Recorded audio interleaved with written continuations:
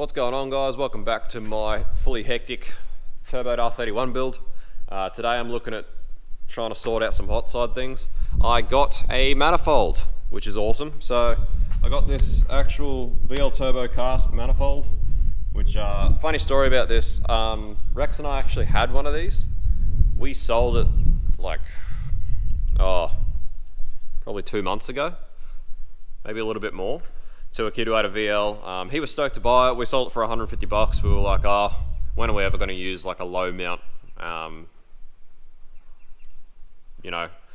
mount VL turbo manifold with no provision for an external gate? So we decided to sell it. Then when it came to get my 31 back, I was absolutely spewing, because even though the cast manifolds, might not flow as well as some spaghetti manifolds, they are rock solid. You never have to worry about them cracking, and they're fairly cheap. So the other thing is, cast retains heat very well.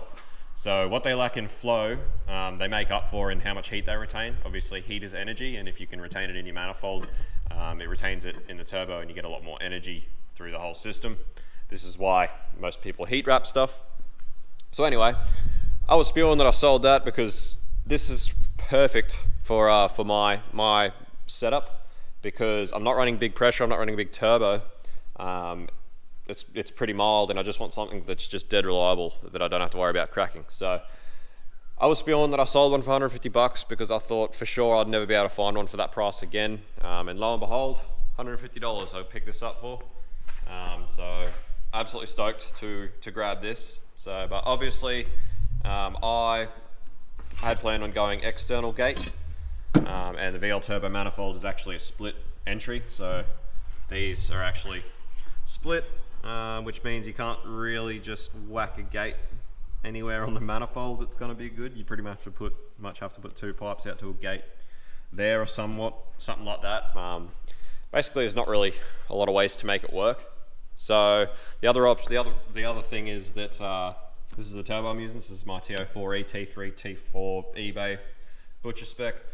Because it's 5-bolt dump, there's really nowhere to actually weld, or no good place to get a external gate provision on the housing either. It's not like a 4-bolt dump housing where you have all this flat area like you do on this one. So anyway, basically this atrocity is just something I ended up with. I can't quite remember where it came from or how I got it, but I do have it. So I knew I had it down there, so I thought this could be an option. This is also just a gate that I had lying around that I'd planned to use. I don't know what size springs in it. I tried to check it with the compressor. I'm hoping it's, because I only want to run 10 pounds, so I'm going to have to open it, I think, and have a look at what spring is in it in case it's got a 14-pound spring in it or something.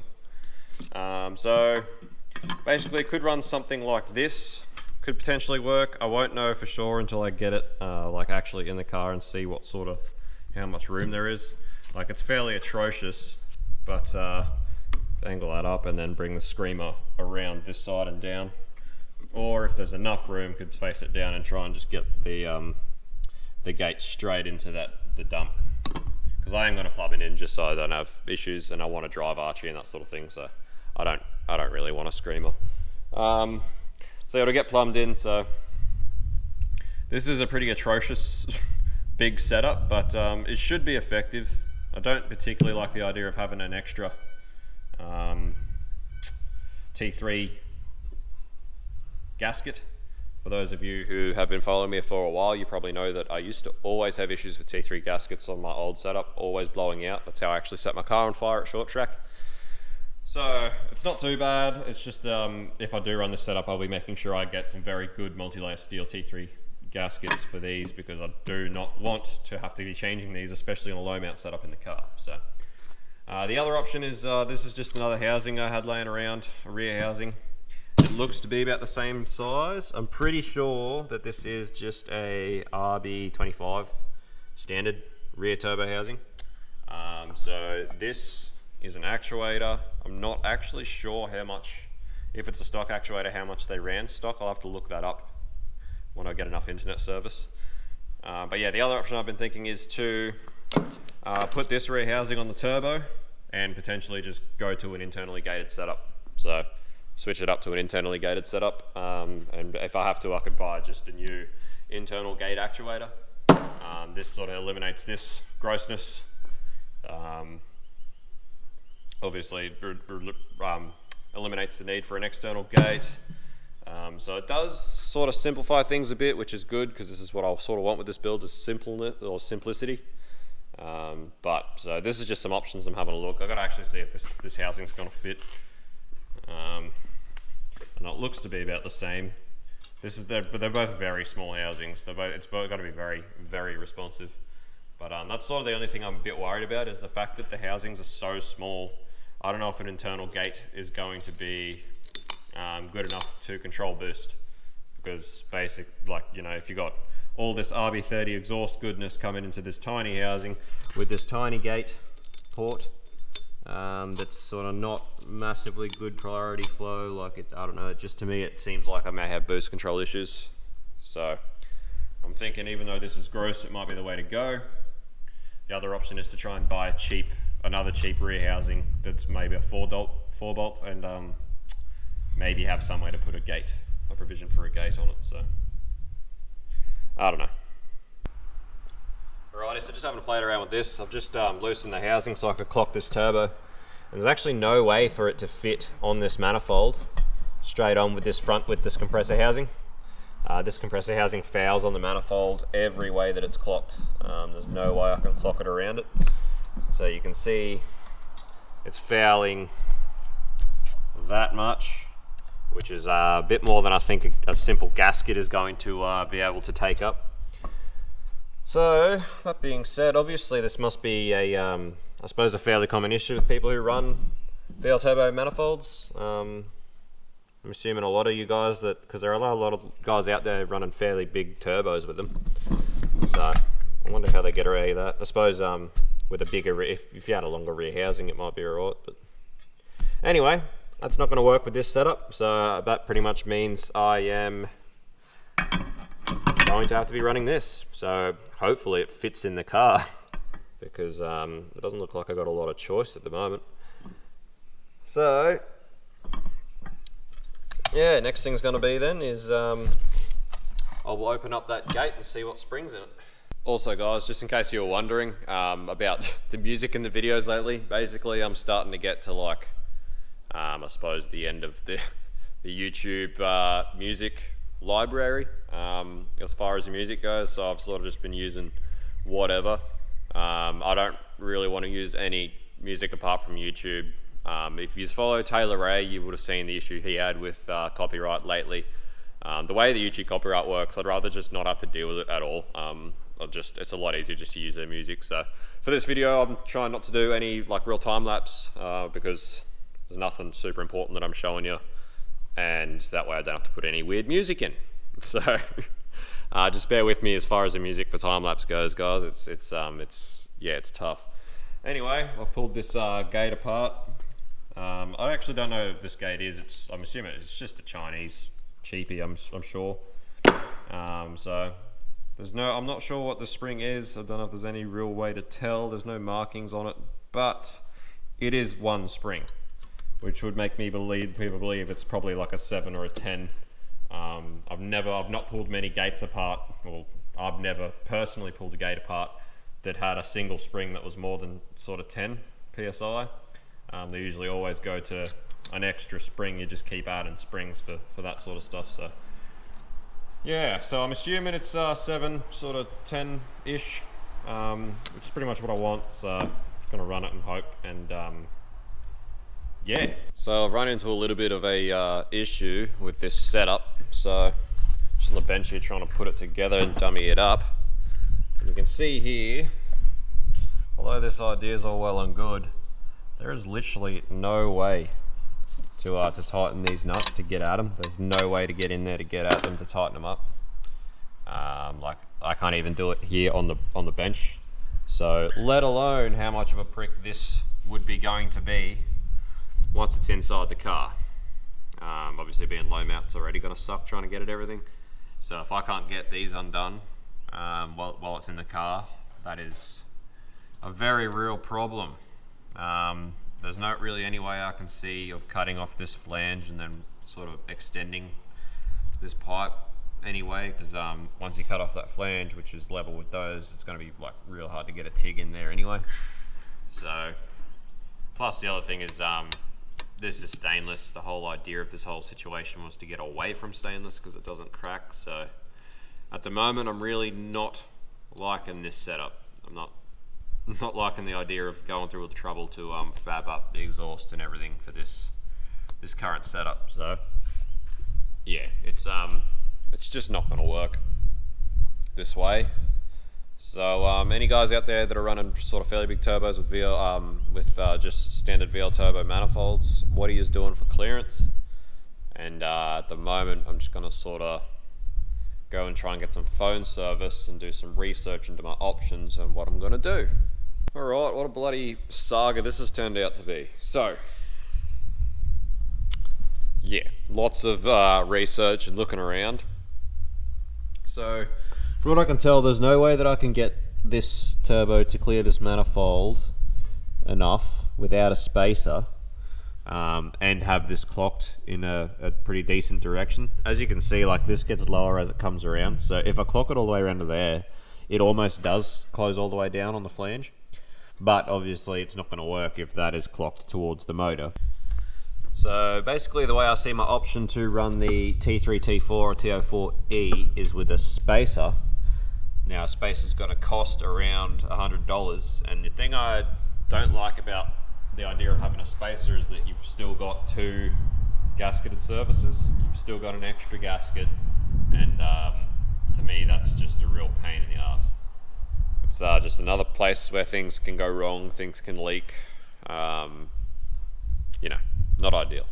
So outside of that, the options is to go to a smaller turbo, go to something like a T28. What I have here is a stock RB20 DET turbo. Looking at some specs, I think it's just too small. The RB25 turbo was marginally bigger. So then I'm looking at, you know, probably going internal gate just for simplicity. I think it's just going to be nicer to have an internal gate for what I'm doing for this time around anyway.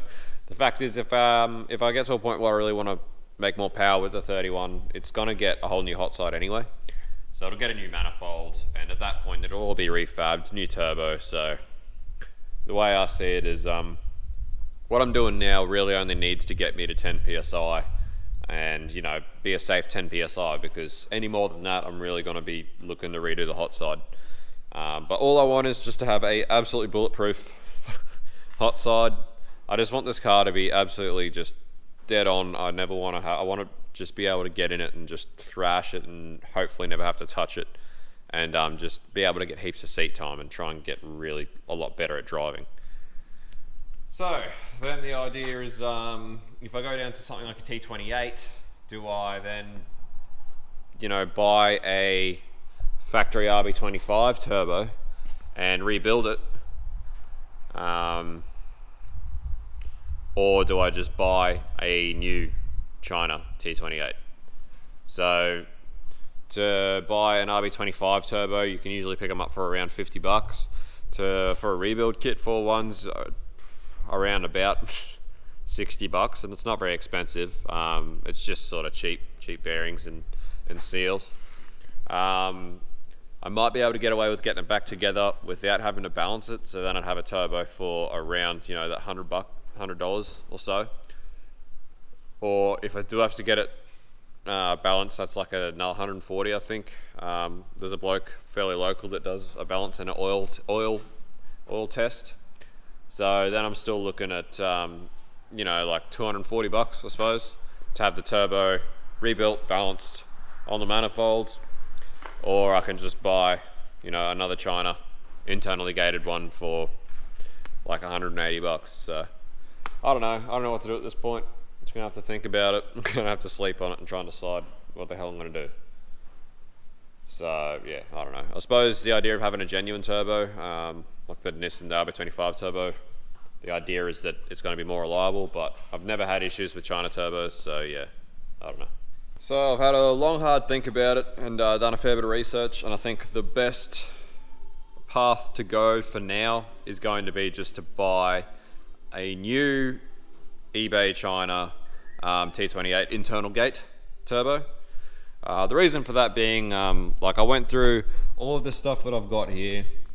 So this is the housing that was on this RB25 turbo. Just a bit of backstory. This came with a car I had. It was just a heap of turbo parts. The core was together. I pulled it down. This is what's left of the rear thrust of the rear bearing. So what's happened is the bearing's cracked, and then it starved for oil, and it's got real hot. And you can see how the heat marks on the stem there. This is the compressor wheel that was on it, which was in this housing, and you can see where it's sort of contacted the housing a bit after the bearing split, which means it got a bit of shaft play and was able to move around a bit. This compressor housing's compressor wheel's pretty much shot. So essentially what this was just, this is a stock RB25 turbo. It had this compressor wheel and this compressor housing on it, so it had been sort of high flowed, I would say. I've measured this compressor wheel up because I thought if I can get another RB25 turbo, maybe I can use this compressor housing, buy a billet compressor wheel to the specs that fit that housing, rebuild the turbo, and then have, you know, sort of a genuine Garrett high flowed RB25 turbo for fairly cheap. But first problem is I cannot find a compressor wheel in these specs. This is really big compressor wheel. So I can't find a compressor wheel basically the appropriate size for this housing. Secondly, even then, I'm looking at maybe 50 bucks for a turbo, 50 bucks for a rebuild kit for seals and bearings. Then I'm looking at like 140 bucks for a compressor wheel, and then another 140 bucks to then balance that item. So I'm still looking at, you know, a lot of money, sort of 300 bucks, 250 to 300 bucks by the time it's done. Albeit it would be a really good turbo, genuine item, but it's still just more money than the budget allows at this point. So to buy like just a new eBay internal gated T28, which the eBay ones actually, I had a look at the specs on, and they are actually a little bit bigger than the standard RB25 ones, so they are an upgrade. Plus I would actually, honestly, with my experience with eBay turbos, I would actually trust the eBay compressor wheel more than I would trust the ceramic RB25 standard compressor wheel for what I'm doing. So, given the fact that I've never had issues with given the fact I've never had issues with eBay turbos, and given the fact that I can just buy an internally gated T28 that's hopefully going to fit this manifold, I hope, fingers crossed. I checked both these housings on this core on this manifold, both of them clear, so I'm assuming whatever I get should clear. So for a new T28 internally gated, which is a bit higher spec than standard RB25, it's going to cost me like another 190 bucks. So it sucks that I have to spend the money, but it's way less ginning around and screwing around with gates and that sort of thing. It's, you know, it's less fab work, and it's going to be fine for the application that I'm doing. And like I said, I've never had issues with eBay turbos, so I'm pretty happy to run that. So that's what I've decided I'm going to do. So that's all I'll put in this episode. But as you can see, hot side woes. We'll get there. But so anyway, hope you enjoyed the episode, guys. Sorry it wasn't super exciting, but it's more stuff that's happening. Slowly getting there. So yeah, hit subscribe, smash like, and I will see you very soon. Cheers, guys.